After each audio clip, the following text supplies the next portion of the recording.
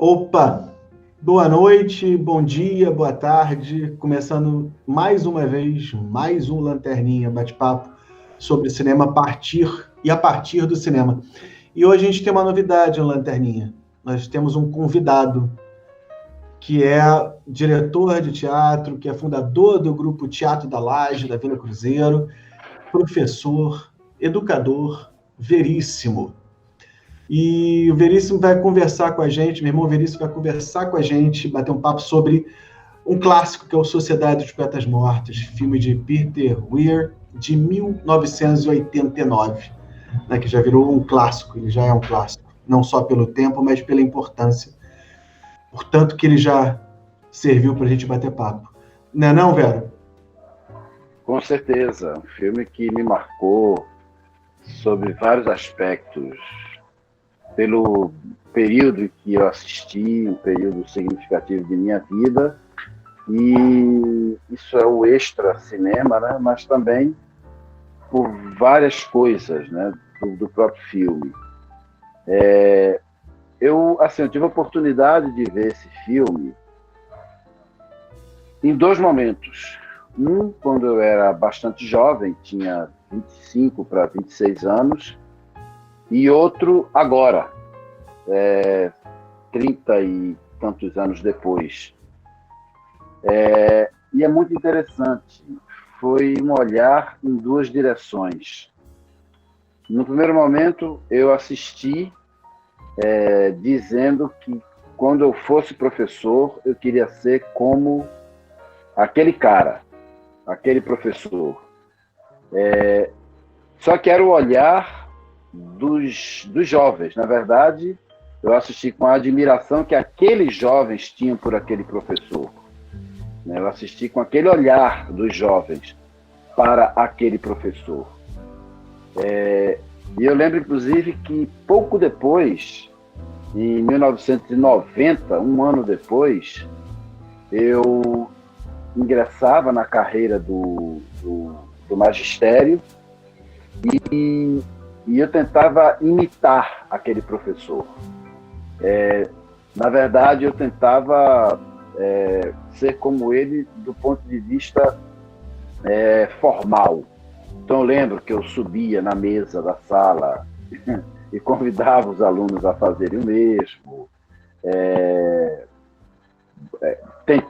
forçava uma rota de colisão com a ordem da escola e coisas desse tipo.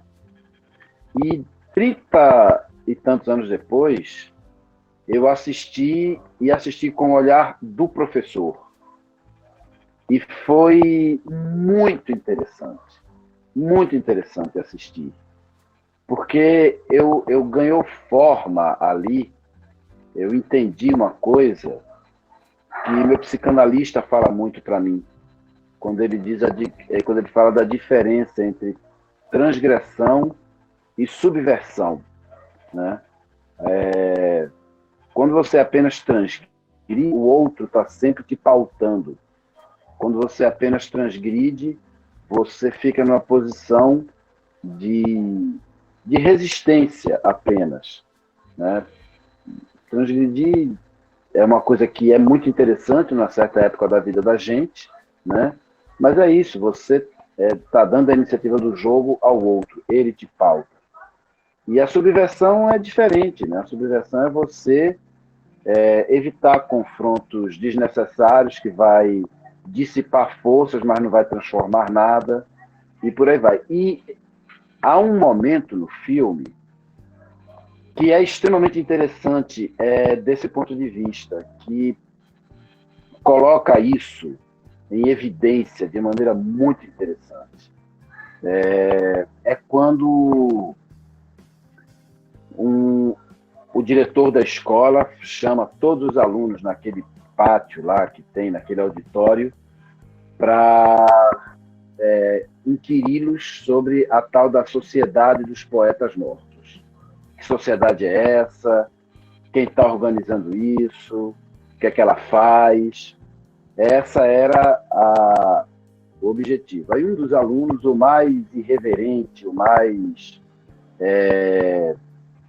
O mais irreverente, o mais bem-humorado de todos, faz soar o telefone no meio da reunião e todo mundo para olhar, né?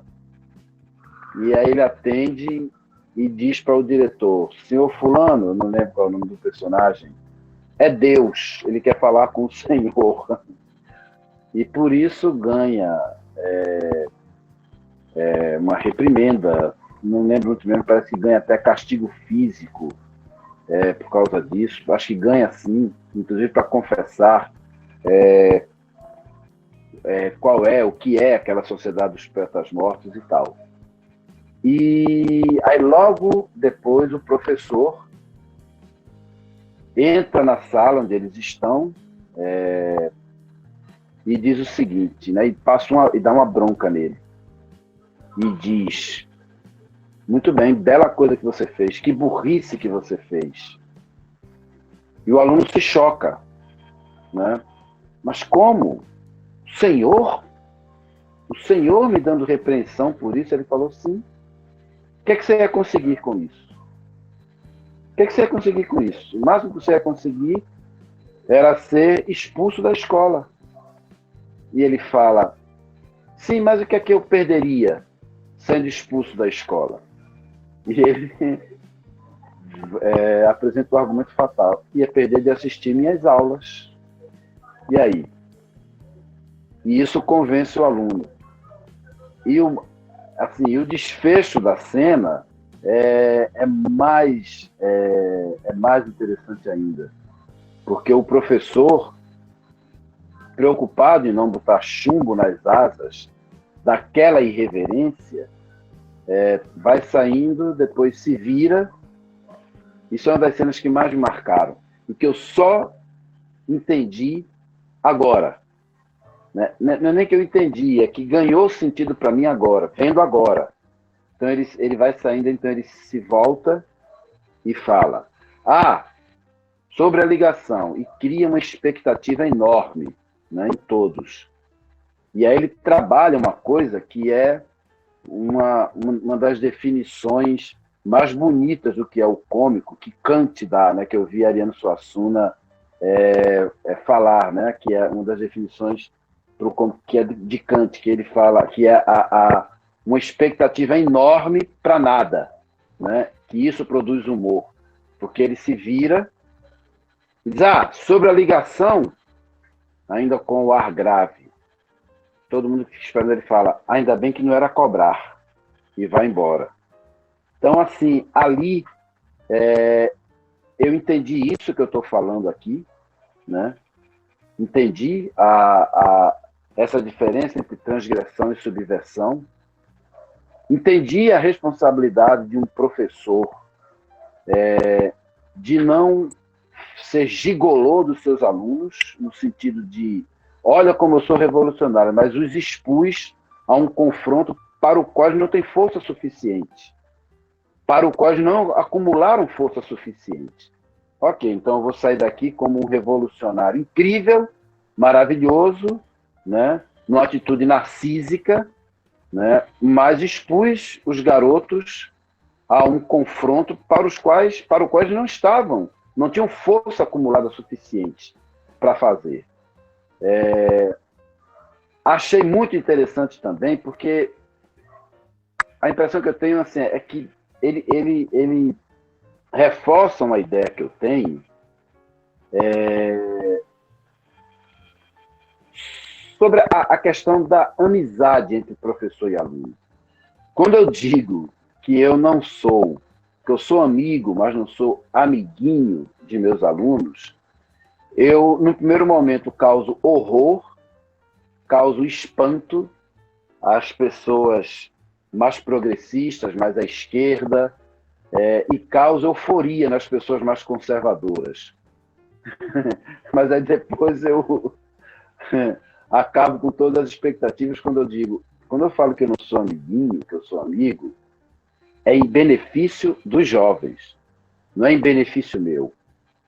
Porque tem coisas na vida que você, quando é jovem, só conversa com outro jovem. Você não conversa com uma pessoa adulta. você só conversa com outro jovem. Então, que bosta uma pessoa adulta vai estar fazendo ali no meio? Porque essa história de ser amiguinho do aluno, ou ser amiguinho do filho, de quem você educa, muitas vezes é uma forma calhorda de controle, de castração da autonomia. Tem coisas na vida, né, que um jovem só conversa com outro jovem. E o contrário também acontece. Há momentos na vida em que o jovem precisa conversar com uma pessoa adulta em quem ele confie, que seja um amigo, que ele sabe que não vai julgar, que ele sabe que não vai julgá-lo por causa daquilo, tampouco sacaneá-lo, usar contra ele aquilo. Se não tiver uma pessoa adulta, nesse momento, se for todo mundo amiguinho nesse sentido que eu falei, quem vai cumprir esse papel? Então eu digo, quando eu falo isso, não é meu benefício, não é defendendo nenhum tipo de hierarquia. É respeitando, é por respeito à autonomia dos meus alunos. E também para que eles tenham o prazer de transgredir, porque eles estão, eu falei de transgressão e subversão, mas é tão delicioso transgredir, caramba, quando a gente tem essa idade. Se todo mundo é amiguinho, vai transgredir o quê? Vai ter o gosto da transgressão onde? Eu lembro de uma vez que eu cheguei para alguns alunos meus, alunos da 7ª série, ainda era série, e brinquei, fiz isso. Eu disse, eu vou sair, vou ficar aqui fora, vou ficar 10 minutos aqui fora, ou como vocês dizem, vou marcar um 10. Quando eu faço, aliás, a propósito disso, eu vou voltar para o filme, eu estou só tentando falar aqui as inspirações, os insights que o filme me trouxe. Outra covardia que eu também acho se apropriar do universo idiomático dos jovens sem pedir licença. Sem pedir licença. Você se expõe ao ridículo, você é invasivo.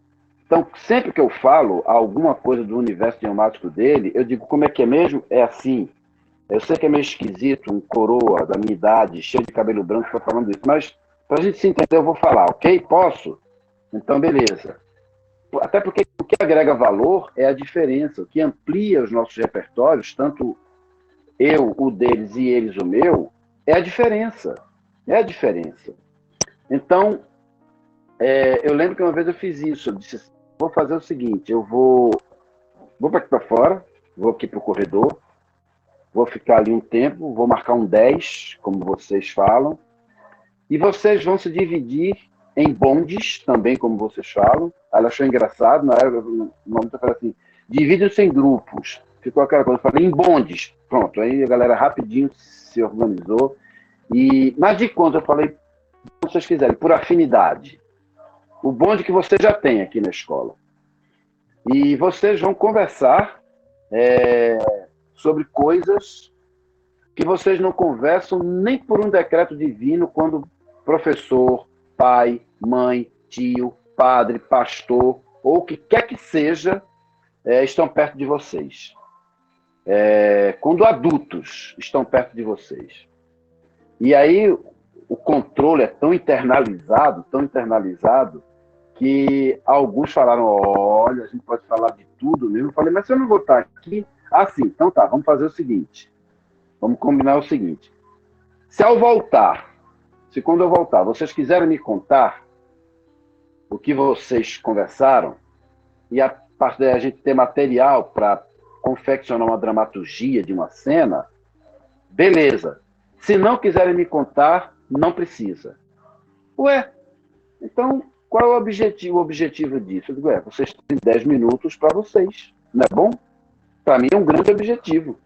Vocês terem 10 minutos só para vocês, livres de professor, de pai, de mãe, de tio, de tia, de padre, de pastor, do que for. Não é bacana? Então, assim, eu acho que aquela cena do filme, eu confesso que ela me fez chorar. Ela me fez chorar, né? Assim, porque, inclusive, é um argumento que eu uso muito com meus alunos, né? Aqueles que, para variar, assim, como sempre acontece, são completamente desajustados à escola, ou a escola é desajustada a eles, e são maravilhosos em teatro, são maravilhosos nos projetos ditos extracurriculares. Há que se encontrar um outro nome para essa porra, porque para mim ali é que é o currículo. Mas, assim, esses alunos normalmente são incríveis, envolvidos. E aí, quando eles estão aprontando muito, eu falei, cara, olha só, isso aqui não é uma escola de teatro, é uma escola que tem uma área de conhecimento, uma área chamada teatro. Se tu for embora da escola, tu vai perder as aulas de teatro. Tu vai perder de participar do projeto do teatro. E aí? Engole esse sapo pensando na aula de teatro, cara. Então eu lembrei muito e me emocionei. Eu terminei o filme, assisti o filme pela segunda vez, chorando copiosamente. Muito, muito mesmo. Então, assim, para começo, era isso que eu queria falar. Chorar foi uma coisa marcante nessa época, né? Esse filme levou muita gente a chorar, assim. Eu lembro que eu tinha acabado de entrar na faculdade, né, de geografia, e ele virou assunto. Mas uma coisa que era muito surpreendente, até assim, parecia que que nome é esse, né? Quando eu fui ver e tal. E até uma coisa, né, Arani, que a gente estava conversando sobre o nome do filme, né? Esse impacto do nome, né? É verdade. Primeiramente, boa noite, Veríssimo. Obrigado pela participação, obrigado por ter aceitado o nosso convite. É um prazer te receber aqui. Eu que agradeço. Sendo bastante agradecedor ouvir, né, os seus relatos. A gente sabia que isso ia acontecer, a gente sabia que ia ser uma noite de aprendizado. A gente está gravando à noite, enfim, para as pessoas saberem, obviamente. Mas realmente o nome é muito forte, né? Sociedade dos Poetas Mortos. Aliás, eu já ouvi vários relatos de pessoas que foram assistir esse filme achando que tratava-se de uma outra coisa. Tratava-se de filmes de terror, principalmente naquela época, obviamente. Hoje, com o volume de informação que a gente tem, isso talvez não faça tanto sentido. Mas lá, né, bem lá, próximo de quando o filme foi lançado, muita gente não sabia exatamente do que se tratava o filme.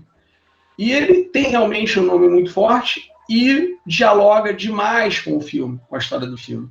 Então, nos ocorreu te perguntar, pedir para que, obviamente, você comente, né, como você enxerga o simbolismo desse nome, né, à luz do diálogo que ele tem com a história do filme e com o debate que ele promove e que nos motiva a fazer, como a gente está fazendo agora aqui, mas à luz desse momento, eu diria, tenebroso que a gente está vivendo, de negação à ciência, mas de negação às artes também. Em algum nível, o filme fala sobre isso, só que talvez não diretamente, mas óbvio que serve para que a gente possa elencar como possibilidade de debate. E você vem do teatro, né, você é ator, dramaturgo, então eu imagino que você consiga trazer para a gente um pouco desse link, dessa força do nome, né, do simbolismo que esse nome tem, né, dialogando com a história, com o debate que aquilo promove e, obviamente, com esse momento tenebroso de negação que a gente está vivendo. Claro. Então, assim, essa pergunta me remete, por vias tortas, vamos dizer assim, a uma fala do Chico Buarque, quando alguém perguntou, quando ele falou, eu faço uma música, jogo no mundo, e depois os críticos, os analistas, enfim, começam a apontar coisas na música incríveis que eu não sabia que existiam. Lá. As pessoas começam a falar, olha, aqui o Chico dialoga com tal autor, olha, isso aqui lembra um verso de não sei quem, de Goethe, de Shakespeare, olha, aqui isso lembra alguma coisa de Nelson Rodrigues, olha... E ele diz assim, gente, tinha tudo isso aí nessa música, eu não tinha me dado conta. E ele não diz isso por ironia, nem por deboche. Claro que tem humor, mas não tem ironia, porque ele não está desqualificando o trabalho. Ele, inclusive, diz, pior que tinha mesmo, mas eu não tinha nem me dado conta. Né? Estou me sentindo mais ou menos assim quando vocês me provocam a falar sobre o nome do filme, porque realmente eu nunca tinha parado para pensar. Sou réu, confesso. Eu nunca tinha parado para pensar. Mas, de fato, eu acho que tem muita coisa implícita e implicada no nome do filme. Primeiro, a ideia de poetas mortos, né, mas que voltam para assombrar aquela escola, né, de poetas que estão mortos, mas que voltam para bater as correntes da poesia nos porões daquela escola e assustar, né? Quem se assusta, evidentemente, né? Acho que ele... você fala da negação da ciência e da arte, da ciência, né? E da arte, eu ia falar da poesia, mas da arte em geral, eu radicalizaria mais. Eu acho que, em relação à ciência, por enquanto só está havendo negação. Em relação à arte, está havendo negação e perseguição. É algo mais obscurantista, é algo pior. É negação e perseguição. E por quê? E aí, fazendo um paralelo com o filme, né?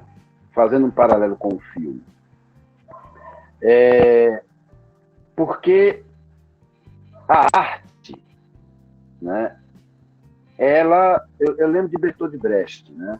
Eu lembro de um dos meus santos de devoção, o Brecht, quando, numa das poucas tentativas de fazer uma obra mais teórica, coisa que ele nunca fez, nem ele era um homem do palco, um homem da cena, um homem da sala de ensaio.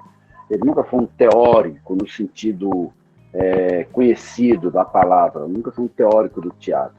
As teorias que ele elaborava eram na perna, durante os ensaios, ele ia fazendo reflexões teóricas e anotando, depois juntava aquilo tudo ali e publicava. Então, numa dessas tentativas, no Pequeno Organon, ele pergunta o seguinte, né? Ele faz a pergunta e depois ele emenda. Ele diz, qual é a função social do teatro? Qual é a função social do teatro? E aí, né, as pessoas que conhecem Brecht apenas pelo poema do analfabeto político, ou das perguntas que um trabalhador que lê, aquelas coisas todas, que reduz Brecht a essa bobagem de ser um escritor político no pior sentido da palavra, que ele era, mas no pior sentido da palavra, mas não também um poeta, já imagina que ele vai dizer, é fazer a revolução, é fazer a transformação social, é isso. E ele fala, não, a função social do teatro é divertir. A função social do teatro é dar prazer. O que é que nos diverte, o que é que nos dá prazer é outra conversa. Mas é isso, né? O papel do teatro não é libertar o Prometeu acorrentado. E isso muita gente pode fazer. Eu estou em busca do que só o teatro pode fazer. Libertar o Prometeu acorrentado, no sentido de conquistar a liberdade, enfim, de maneira mais ampla, né? Os partidos políticos podem fazer, os movimentos sociais podem fazer, os sindicatos podem fazer. Só uma coisa o teatro pode fazer, é mostrar que prazer, filho da puta, dá a libertar o Prometeu acorrentado. Aí a gente chega no campo do teatro. Mostrar o prazer que dá.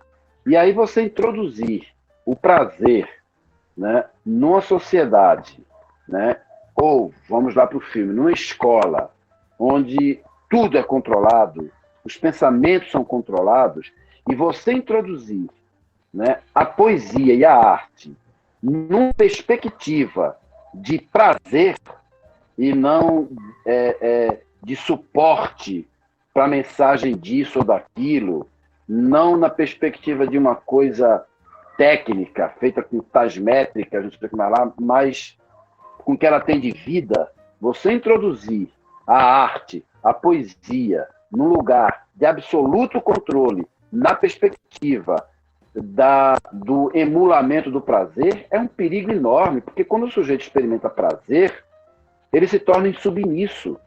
ele se torna incontrolável. Experimente dar uma picanha bem assada, com farofa, com um monte de coisa gostosa para alguém que só conhecia farofa de ovo e que estava convencida que farofa de ovo era o melhor prato do mundo. Você, depois que a pessoa experimentar a picanha, querer que ela volte a se conformar com a farofa de ovo, vai ser bem complicado, a menos que realmente seja uma opção da pessoa. Ok, comi ali, comi aqui, e realmente eu gosto mais de farofa de ovo. Mas, por convencimento de quem quer que seja, vai ser complicado de fazer. Então, o que a poesia, que esses poetas mortos trazem, né, para aquela escola, é o prazer. Né? É o prazer, e que é muito bem resumido na fala belíssima do professor, quando ele pergunta para que serve a poesia. E os alunos começam, para não sei o quê, para isso, e começam a apresentar razões de ordem moral, técnica. Eu não lembro muito bem, ele não fala disso. As poesias servem para a gente conquistar as garotas. A poesia serve para a gente namorar, conquistar as garotas. Aquilo eu ria e chorava revendo aquela cena. Porque é exatamente isso. É exatamente a causa da felicidade não precisa ser advogada. A causa do prazer não precisa ser advogada. Eu lembro de uma ocasião que aconteceu, de um fato que aconteceu comigo na escola. Aliás, eu devo tanto a esse aluno, cara. Eu lembro do nome dele, Fabiano. Nunca mais eu esqueço. Faz 21 anos isso. 20 a 21 anos. O tempo que eu tenho na rede. Mas esse aluno me libertou. Esse aluno... E o que é mais interessante, ele fez isso sem nenhuma pretensão. Sem nenhuma pretensão. Eu já estava sucumbindo àquela ordem da escola, já estava sucumbindo àquele bafo da moral da escola, aqui soprando na minha nuca, exigindo que o teatro fosse isso, suporte de mensagem e não fenômeno de linguagem, como diz Manuel de Barros. E eu já estava sucumbindo a isso. Aí eu fui perguntar para um aluno. Eu disse, o que é que você está aprendendo no teatro? Aqui nas aulas de teatro. O que é que as aulas de teatro estão te ensinando? Querendo que ele falasse, está me ensinando a ser um ser humano melhor. Sabe, esses papos assim, esses papos bravos assim.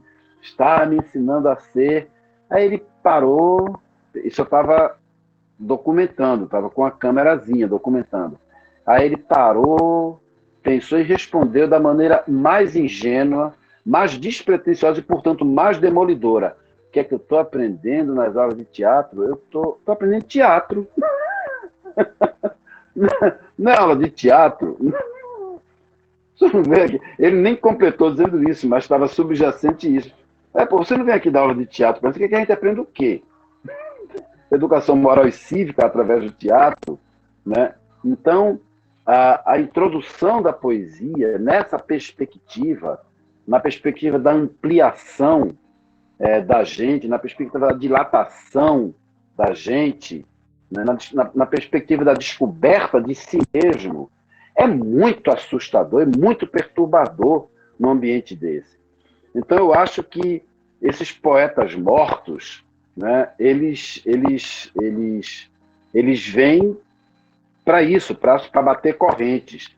E tem uma cena em particular do filme que eu acho que é uma das mais lindas, uma das mais belas, assim, é uma das fotografias mais lindas do filme.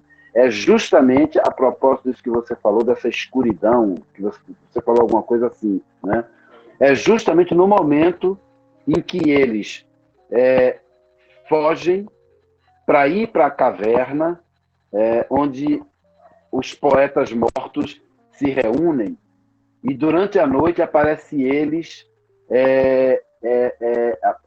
de capuz, entre as árvores, tudo no escuro, iluminado só pelas lanternas deles, aquele monte de pontos de luz iluminando aquela noite, eu me arrepio até agora quando eu estou falando, eu me emociono até agora, porque aquilo é uma síntese, uma imagem poderosa do que é isso, do que é essa luz na escuridão, do que são esses pontos de luz na escuridão, né?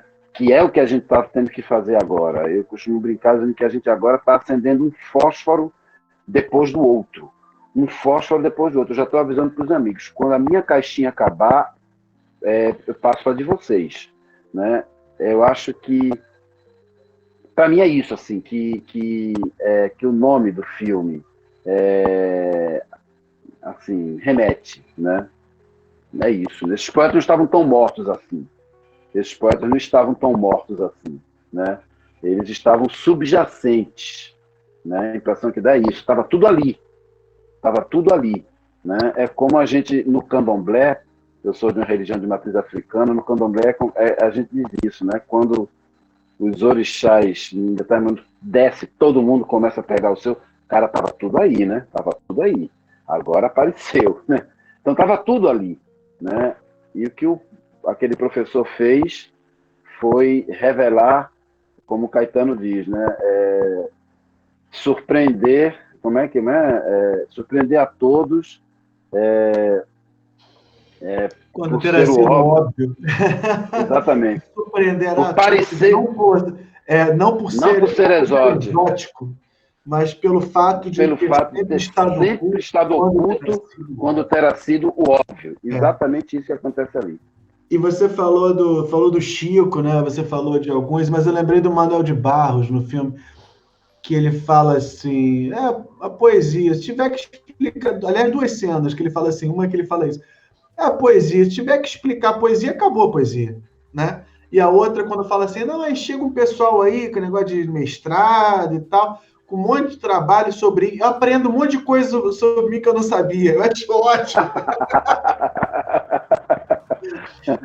Mas essa história do explicar, né, e tudo, tem uma cena que até estava conversando, eu e o Caroline estava conversando sobre isso, tem uma cena que é bem...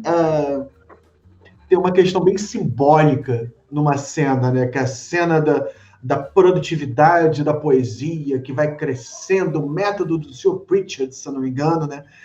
E aparece umas 3 vezes, esse método aparece umas 3 vezes, né? Tava falando não foi, Arani? Qual foi a questão da página, né? Exatamente. Antes da a gente falar sobre o simbolismo da página rasgada, que acompanha essa cena da leitura cartesiana sobre a poesia, eu queria só fazer um comentário em relação ao que você falou, Veríssimo, até porque eu acho que esse nome ele traz uma carga bastante irônica, né, sobre essa ideia de poetas mortos. Né? Eu acho que a gente pode encontrar, e obviamente não vamos nos aprofundar, até porque temos outras coisas para falar, mas a ideia eu deixo, né? Eu acho que ela traz também uma carga irônica. Mas, falando em simbolismo, né, eu também acho que tirar uma página de um livro, né, ou rasgá-lo inteiramente, após você demonstrar, né, que aquilo não só não servia para a essência da poesia, mas como se aquilo até de certa forma impedisse que a poesia existisse na realidade, eu acho muito simbólico. Então eu queria que você falasse um pouco sobre esse simbolismo, né, da página rasgada, mas eu queria que você pontuasse para a gente, né, dois caminhos, na verdade, que podem ser observados ali. O primeiro deles é a ode ao romantismo. Eu acho que, inclusive, o próprio filme é uma grande ode ao romantismo. Várias cenas que podem ser vistas de maneira mais objetiva e outras essencialmente subjetivas, principalmente quando a gente leva, né, o filme para aquilo que é mais essencial do estilo romântico, do estilo literário romântico. Mas, assim, temos também ali algo um pouco mais objetivo, que é a ideia da ruptura. A ruptura sobre aquilo que é pré-definido, né, na criação. Ou seja, até que ponto rasgar aquela página também não é uma demonstração de ruptura aquilo que é predefinido, e o quanto aquilo nos impede, nos trava em relação à criação, à livre criação, ou de uma poesia, ou de qualquer expressão artística, ou do conhecimento, né, de uma maneira geral. Pois é, eu acho que o filme realiza, né, aquele dístico do romantismo alemão. O filme é tempestade e ímpeto, né? O tempo todo, né? Digo o tempo todo assim, do ponto de vista dos alunos, dos jovens, né? O filme é isso, é como bem analisou um psicanalista, que eu não lembro o nome, quando ele fala de tempestade e ímpeto, né? E que acontece com aqueles jovens, né? Aquela tempestade, aquela coisa tensa, né? E que de vez em quando se liga à Terra com um raio, né? E isso acontece, né? Assim, com aqueles jovens. Então, eu acho que o filme tem relação com o romantismo. Por isso, né, com a escola romântica eu estou falando, né? Quer dizer, que você propôs, que você falou. Por isso, né? Por essa o tempo inteiro esse estado de tempestade e ímpeto que aqueles jovens vivem. Apesar de ser um filme onde o coletivo existe, né? Como bem falou Roberto, a partir do nome, sociedade, mas também é um filme onde, justamente por isso, as subjetividades aparecem. Né? As subjetividades aparecem de maneira intensa, né? Que era muito um dos ideais da escola romântica, né?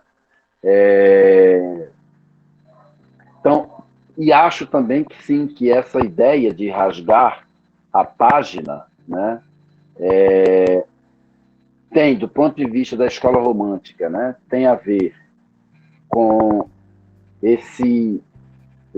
essa ruptura, né, com o classicismo, né, com suas formas padronizadas e tudo mais.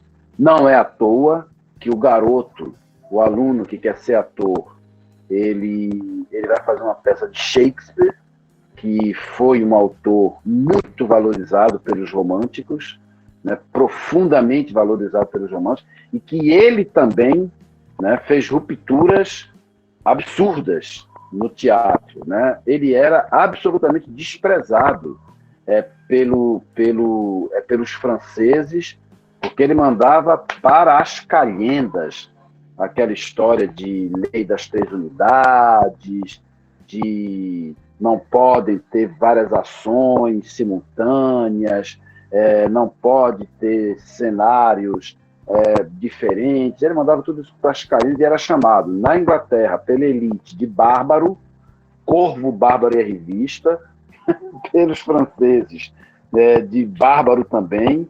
E, de fato, ele era um cara que foi era um dos poucos que faziam teatro, que mexiam com teatro na Inglaterra, que não tinha feito o curso superior. Ele fez como é que chama lá? Acho que a High School, né? Que é, acho que o ensino médio, e era um ignorante em geografia. Na Tempestade, ele bota o Duque de Milão, que sofre um golpe de Estado, fugindo com a filha pelo mar. Só que não tem praia em Milão. Não tem mar em Milão. Só que você lê aquilo e se encanta, porque é lindo demais. Então, eu acho que rasgar aquela página, né, é libertar a poesia, né, é tirar os grilhões da poesia, né, no que ela serve de ampliação da subjetividade. Eu digo muito para meus alunos o seguinte, né, assim, geralmente no começo do ano, eu falei, olha, Para que teatro? Primeiro, para a gente ser feliz. Isso é muito importante. Outra coisa é o seguinte, né? Acho que existem 3 formas da gente ser e viver. Uma é você nascer, crescer e morrer do mesmo jeito que você é. Não acho que vale a pena viver assim. 2 é o contrário disso, é você querer ser o que você não é. Também é uma bosta, não presta, não vale. E a terceira forma, e isso o teatro me ensinou, espero sinceramente que ensine a vocês, a partir do que você é, você ser mais. É você descobrir a pessoa incrível que você já é. Descobrir, fazer essa semente explodir. Então, acho que aquela página rasgada, eu estou falando agora que você me provocou, porque eu nunca tinha parado para pensar nisso. Estou pensando no que estou falando aqui. Eu acho que aquela página rasgada é rasgar a camisa de força que aquela escola colocava na poesia. A poesia como isso, como exercício do prazer, exercício da subjetividade. Né? Eu acho que é isso. Porque, assim, tem uma questão aí que parece que é contraditória, né? Você está estimulando a arte, a leitura e vai rasgar um livro, entendeu? Fica uma coisa meio esquisita, mas não é qualquer livro e não é rasgar. Na verdade, não é, acho que não é isso, não é rasgar o livro. O ato é muito mais simbólico mesmo, né? Como a Aroni colocou, da ruptura com aquilo que está te limitando. Eu acho que vai. Né? Eu lembro de uma fala, que eu já conversei com você, sobre uma série catalã chamada Merli, que eu digo que é uma sociedade dos poetas mortos contemporânea, menos romântica e talvez um pouco mais politizada, digamos assim. Mas tem um momento, né, em que o professor, o Merli, diz o seguinte: eu não sigo currículos que não fui eu que escrevi. Eu não sigo currículos que não fui eu que escrevi. Cago para todos eles, né? E ele vai fazendo uma coisa que é incrível, né? Assim, que de maneira mais radical, né? Que o professor lá da Sociedade dos Poetas Mortos faz, que é o seguinte: à medida que os temas vão surgindo, ele vai relacionando com a filosofia, né? Então surge ali alguém que morre, então vamos ver o que é que Heidegger fala sobre a morte, né? Alguém está tendo uma relação de dominação com alguém aqui, uma relação abusiva com alguém. Vamos ver o que é que Hegel fala sobre o mestre e o escravo. Então, assim, essas porras desses livros, eu, não literalmente, mas simbolicamente, rasguei todas, não foi uma só. Não só, dos manuais que me mandam, os manuais de teatro que me mandam, que o pessoal que não tem a menor ideia do que é que a gente está fazendo ali e manda livros para a gente fazer o que eles inventaram lá na Torre de Marfim. Né? Aliás, eu acho que aquela cena, ela mexe com outra coisa também, em mim como professor, que é o seguinte: é impressionante como, pelo menos na rede municipal, tenho certeza que na rede estadual também, né? É impressionante como ninguém procura saber o que é que o professor está fazendo em sala de aula. Ou melhor, procuram sim, mas na perspectiva do controle e da prestação de contas, e nunca na perspectiva da curiosidade sadia, verdadeira, nunca na perspectiva da valorização, nunca na perspectiva de que solução você está encontrando. Né? Como é que isso pode inspirar a gente? Não, é sempre na perspectiva do controle da valorização. Né? E conexo a isso, vem um monte de prescrições para o professor aplicar e realizar na droga da sala de aula. Né? Como se o professor não estivesse fazendo nada. Né? Como se o professor não estivesse fazendo absolutamente nada. Eu sempre gosto de trabalhar com uma metáfora, né? Que é o seguinte: imagina que eu estou aqui em casa, desesperado, precisando bater um prego na parede. Aí vem alguém, me dá um alicate, eu estava precisando de um martelo, mas o sujeito me dá um alicate e ainda vem com uma ordem de não quero saber, você vai ter que usar dessa droga desse alicate. Vai ter que usar essa bosta desse alicate. É mais ou menos assim que eu vejo essas bostas desses currículos, essas bostas desses programas, essas bostas desses livros didáticos, essas coisas que mandam para a gente. É isso. Né? O cara inventa um currículo lá, né? E me manda passar para os alunos. Estou fora. Né? Rasgo todas as páginas. Todas elas. O professor foi bonzinho, rasgou somente uma. Eu não, literalmente, mas metaforicamente, rasgo todas.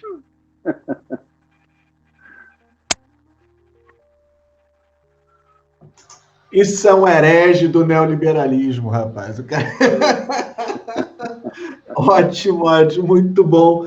Cara, mas deixa eu só fazer um comentário. Na verdade, ele rasga um pouco mais.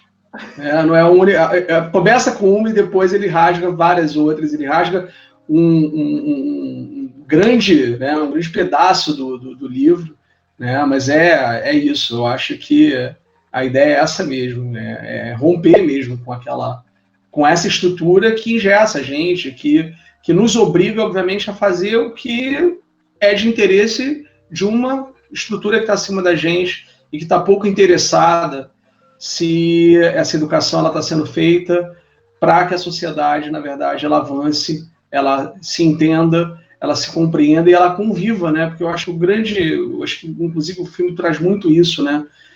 Como a gente acaba ficando muito à mercê da própria convivência ruim que esse tipo de situação nos leva, né? Então, assim, a grande ruptura, né? Uma das grandes rupturas que eu enxergo no filme é uma demonstração de uma nova convivência, né? De uma convivência mais, digamos assim, não só mais harmônica, mas mais respeitosa aos limites e diferenças entre eles, entre os meninos. Exato. Isso, para mim, também me tocou tem uma bastante. Coisa, desculpa te interromper, Aroni, mas tem uma coisa, uma ex-aluna minha, foi aluna minha na escola, lá numa escola que eu trabalhei na Vila Cruzeiro, e foi aluna na escola do Teatro da Laje. Hoje ela está mulher, tal, e é cantora de rap, e uma vez eu a encontrei na rua, muitos anos depois, ela me deu um abraço enorme, falou da saudade e tal, e aí depois ela mandou fez um comentário que evidentemente massageou meu ego, como todo professor também tem um ego pra caramba, também tem uma vaidade pra caramba, procuro só que ela não seja narcísica e não me faça afundar, né? Mas tenho nenhum problema com isso, fiquei vaidosíssimo com o que ela falou, mas a metáfora, não é metáfora, mas o que ela diz tem muito a ver com isso que a gente está falando. Ela falou lá, me escreveu uma coisa bem carinhosa para mim, quantos aqui na favela não lembram desse coroa, não lembram das aulas dele, e era um barato, não sei o quê. E é um certo momento ela fala o seguinte, guardem isso. Isso é título do que a gente quiser. É título de filme, é título de peça de teatro, é título de tese de doutorado, de dissertação de mestrado. Que ela falou o seguinte, ali eu encontrei uma escola que me cabia. Ali encontrei uma escola onde eu cabia. Eu ouvi aquilo aos prantos. E é isso, eu acho que é isso. Aquela ruptura, né, fez com que naquela escola coubessem aqueles jovens do filme, né? Fez eles descobrirem seu tamanho, né? Fez eles se expandirem, né? O que queria ser ator, enfim, né? Então eu acho que quando você o rasgar a página é meio que o leão descobrir que a jaula era de plástico, filho, né? A página rasgada, né, significa que o leão descobriu que estava preso numa jaula de plástico, que ele arrebentava com uma patada, né? Mas, desculpe, era isso. Te interrompi para falar isso. Quando você recebe essa aluna e no meio da rua ela te fala desse jeito, você não acha que, de certa maneira, foi a sensação do professor quando ele vai embora, já está sendo tocado fora da escola e começa um a um a subir nas mesas? Porque aquela cena tem um dado assim que é meio piegas e tal, mas dane-se, ela é maravilhosa, ela é muito bem feita. E assim, sem comentários. Assim, pode falar que é piegas à vontade, para mim não adianta. Não acho que é piegas, não acho. Vou defender a cena é lindíssima, a cena é lindíssima. Inclusive, é uma das imagens, para mim, mais icônicas que eu já assisti em um filme. A gente pode, obviamente, discutir outras questões, né, sobre o próprio filme que deixam a desejar, mas essa cena, ela, para mim, ela tem um peso, inclusive, no filme gigante, gigante, não só pelo que ela representa, mas por conta da maneira que ela foi filmada. Então, assim, não acho que é piegas, não, e quem diz isso, eu tô de mal. Mas esse lance da cena final é mais ou menos o que você está falando, né? Da aluna que chega para você, encontra na rua, que é um pouco aquela história nossa de professor, né, cara? Que a gente tem um problema com o tempo. A gente não pode ser agoniado, porque o que acontece, a gente não vê na hora. Essa Exatamente. Exatamente. Isso é perfeito. Exatamente isso. Eu acho que a gente trabalha, né, com esse tempo linear, esse tempo que tem hora para começar, hora para acabar, né? Eu lembro da menina aí que eu estou gostando muito de ler, a Paula Sigilli, né? Quando ela contrapõe o mundo das paredes e o mundo das redes, né? Uma das características do mundo das paredes que a escola, né, que é o mundo da escola, é isso. O tempo é um tempo linear e limitado, né? E o tempo da rede é um tempo full time, né? Não tem hora para acabar e começar, e é um tempo todo simultâneo, né? E é isso, a escola é muito megalômana e pretensiosa, né? Se o aluno não aprender aqui agora, dane-se, né? Não vai aprender nunca mais na vida, né? O grande barato, cara, é o vírus que tu botou lá dentro, né? O grande barato é o vírus que você colocou lá dentro e que vai, né? Como é que se diz? Se alastrar lá, atacar os anticorpos, as células lá daquela merda toda lá que tem lá. Isso é o grande barato, né? Isso é o grande barato. Sensacional. Camarada, muitíssimo obrigado. A gente vai travando por aqui. Vai ter que dar uma parada. Tem tempo. Cara, eu é que agradeço, não só a oportunidade de também sair com um monte de coisa aqui pensando, cheio de macaco no sótão que vocês me botaram, graças a Deus, mas também pela oportunidade de falar, né? Porque eu ainda penso que a linguagem organiza o pensamento. E eu conversei muito comigo mesmo também aqui em alguns momentos, com a mediação de vocês. Muito obrigado. Eu vou lembrar o Fanon. Falar é existir completamente para o outro. Falar é existir completamente para o outro. Tá no Pele Negra, Máscaras Brancas, logo no começo. É isso, gente. Valeu.